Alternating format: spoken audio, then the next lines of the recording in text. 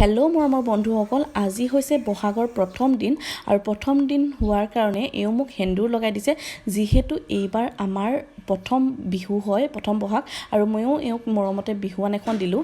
তাৰপাছত ভৰিত ধৰি সেৱা লৈছোঁ আৰু ইয়াৰ পাছতে আমি দুয়ো এতিয়া যাম মাহঁতক সেৱা কৰিবলৈ। মাহঁতৰ কাৰণে সৰু আমাৰ ফালৰ পৰা উপহাৰ আৰু লৈছোঁ। আমি শৰাই এখনত মানে সজাই লৈছোঁ। হাতে হাতে দিয়াতকৈ শৰাইত সজাই ল'লে ভাল, আৰু এনেকৈ শৰাইত সজাই লৈ মাহঁতৰ ভৰিত ধৰি সেৱা কৰিছোঁ বহাগৰ প্ৰথম দিনতে আমি দুয়ো।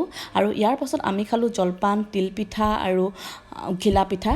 খোৱাৰ পাছত আৰু মই খাইছোঁ, এওঁ খাইছে সাজ আৰু গাহৰি মাংস, মই খোৱা নাই আকৌ দেই। আৰু ইয়াৰ পাছতে ভাইটিহঁত ওলাই গ'ল আৰু ইয়াৰ পাছতে আহিলে ঘৰলৈ বিহু, সৰু ল'ৰা ছোৱালীৰ বিহু।